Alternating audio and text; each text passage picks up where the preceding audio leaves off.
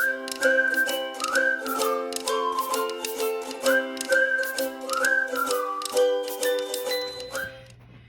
friends, happy Monday. Today I am going to be posting a video on how I make cash envelopes. Most of it's going to be in fast forward just because it's so time consuming, and that would make for a really long video, but I just thought I would show you the process of what I do. Now, the graphics and whatnot beforehand, I'm not going over. I'm just going over the physical making of the cash envelopes. They're pretty self-explanatory, so I'm not going to do much explaining of what I'm doing because you'll be able to see that here on camera. So let's get started.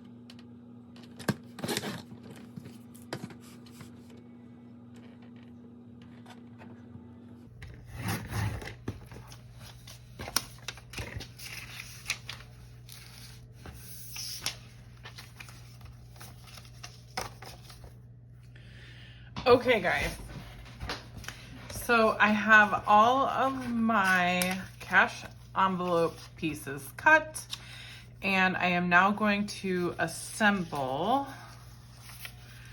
Let me find, okay, let's see. I am actually going to do these, so this is a separate order than that one. I'm just gonna keep them separate. I'm gonna do these first. Just set these here for now because these are a peekaboo with the slit cut out. I need to have backing for the peekaboo piece like this. What I'm going to do is just roughly cut some triangles, probably about halfway through. Let's see, because I need them to kind of overlap. So this is really where I'm going to want to cut it. And I'm just going to line this up. Whoops, I have my trimmer the opposite of where I like it. So I just lined it up.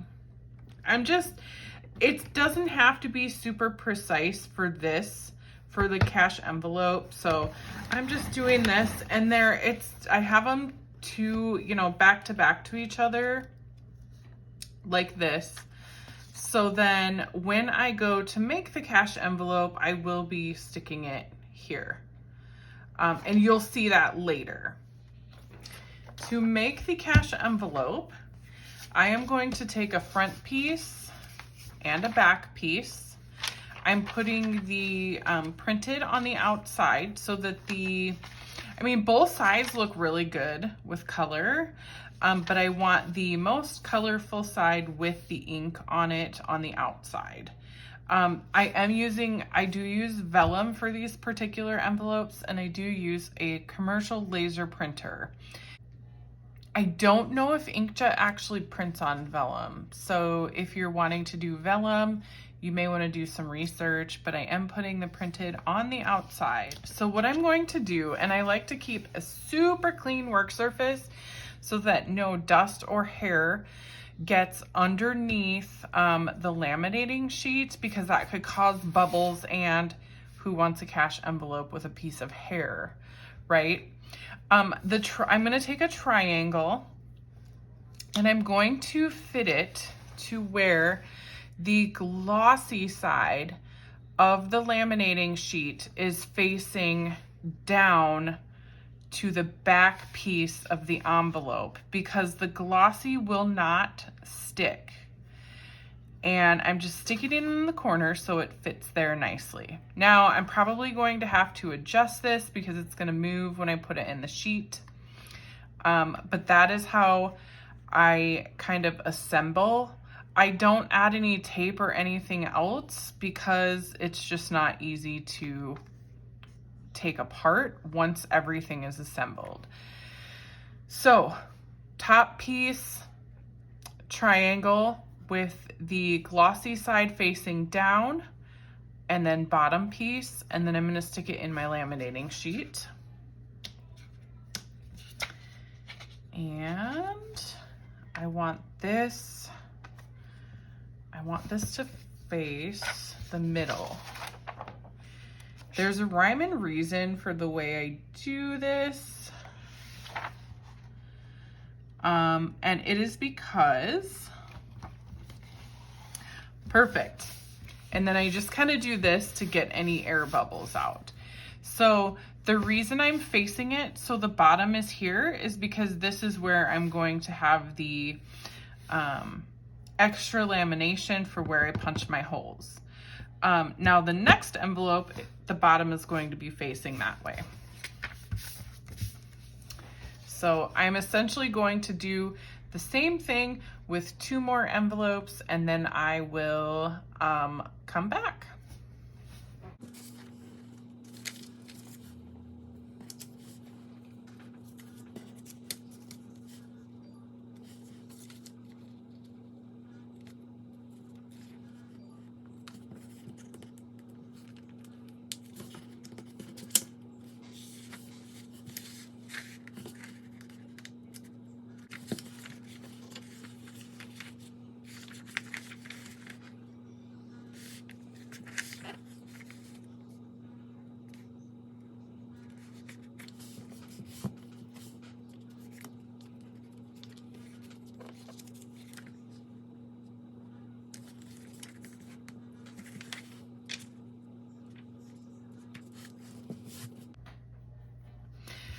Okay, so I have my pieces in here.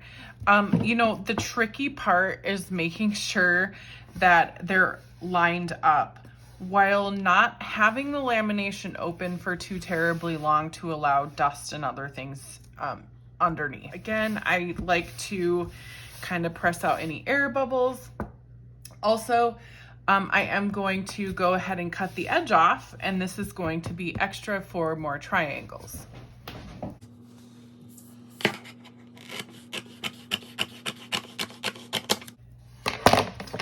And I am now going to take this to the laminator. All right, so the laminator is warmed up and ready to go. I have squeezed all air bubbles out of my laminating sheet, so I'm just gonna go ahead and run it through. And I hope this works out one-handed. I think it'll be fine. Most of you know how laminators work, so I'm not going to really go over this. If you don't know how a laminator works, that would be a different video that you should be able to search on YouTube. I have the Tamerica SM330. I think it's more of a commercial laminator. I got this one back when I was foiling stickers, and it did great because it has this extra temperature control. Look, I even have my foils marked on there. All right, I'm finished laminating all of these. So there's no waste. These end pieces that I used for the triangles, I also used for cash envelopes. I just measured them first to make sure that they would be long enough, and they were. So next, we're gonna go ahead and cut them out. This is just one where I used one of the pieces. I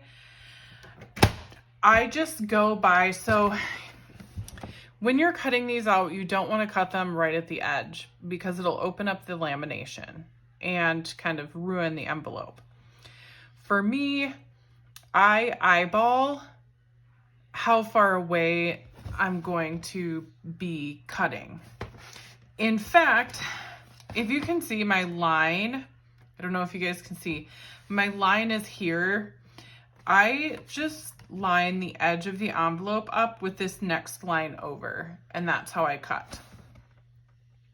Sometimes the lamination is crooked, so just make sure you're, lining it up correctly or straight, but this is how I cut mine out. And then of course at the top, we want it open, so I leave that open there. Oops, wrong line. If for some reason you cut too close, but there's still some lamination on the edge, you could run it through the laminator again to see if it will stick back together. Sometimes that works, sometimes not. I like to leave extra. So here, I'm gonna do this side, and this side is a little bit crooked because the envelope was in there crooked. And then I like to hold it down so it doesn't move as I'm cutting. And then I'm going to cut the top open. So here I am lining it up right exactly where the vellum inside ends because I want it to cut that seal open.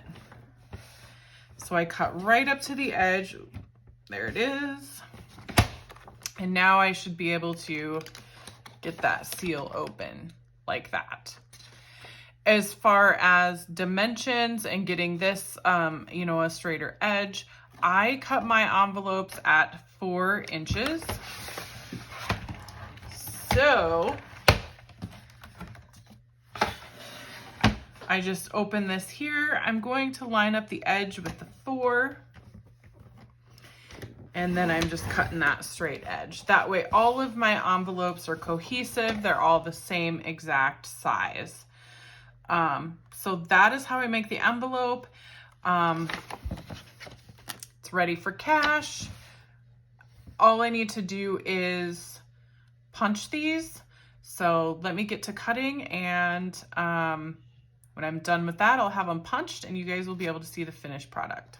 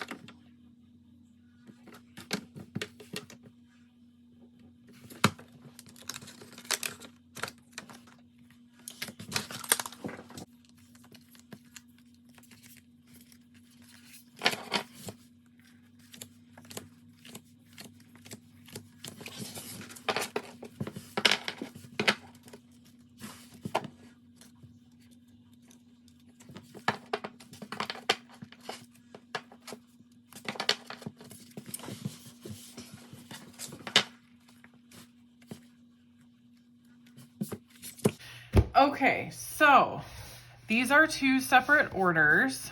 I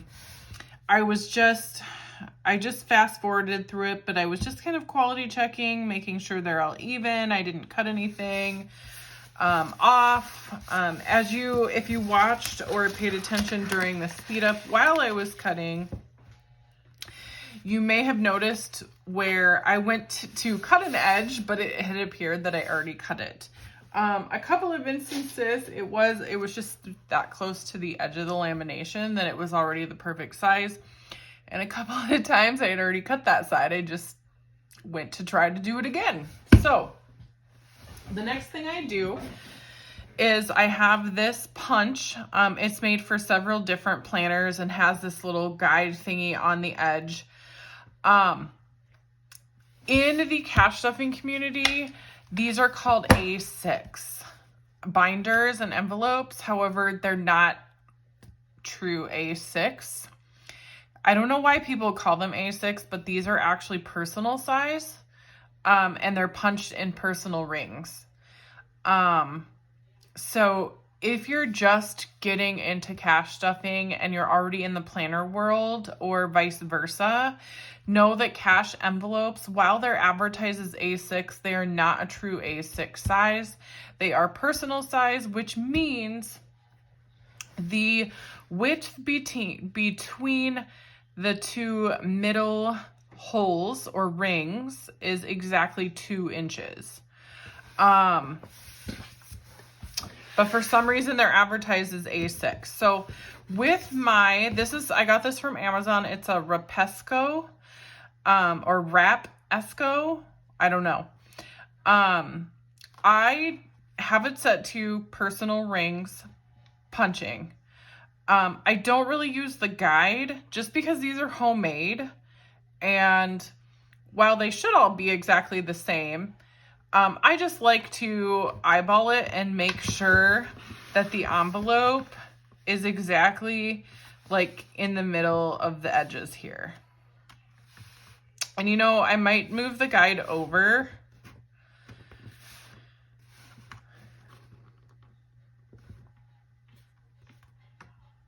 to see if that ends up all being exact. See, if I were to do personal, it would be over more, but I think because the envelope itself isn't exactly personal paper size, because I do have some, margins and stuff around the outside to allot for cash being able to fit in the middle. Mine's a little bit bigger, so I don't use the margins. I eyeball it to make sure we're in the center. And then I go ahead and punch. And then just to show you an example, again, the width between the center of these two holes is 2 inches. That is a true personal size rings, because personal and A6 are the same, very close measurements in paper, but the rings differ. So just wanted to point that out. I am now just going to go ahead and punch the rest, again, making sure that my envelopes are in the center. Actually, the guide is working pretty well. So I'm just going to go ahead and finish punching the rest of these.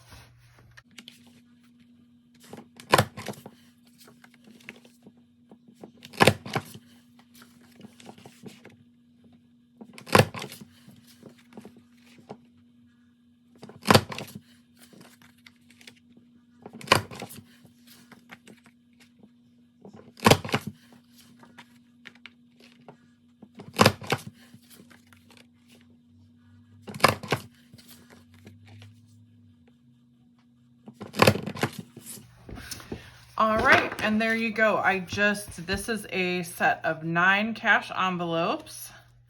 I will be wrapping it in tissue paper and packaging it up for safe travel to its new owner, as well as this order of 3 cash envelopes. I really love this design, you guys. This person actually requested custom and wanted all the same color. This person didn't request anything, so per the description, you get one of each color per 3 ordered. This person ordered a set of 9, so I just did 3 of each color scheme. I think that the new owners are going to be super pleased with these cash envelopes. I love how they turned out. So yeah, this is how you make your own cash envelope at home. So of course, buy extra material, because if you are like me and you make an oopsie, you may have to remake an envelope or two, but that is how you can get started with making your own cash envelopes. Thank you so much for watching today. I hope you guys learned something. If you want to see more on how to do things, whether they be cash envelopes, trackers, or maybe even stickers, let me know in the comments below. Make sure that you like this video and subscribe, and I will see you next time.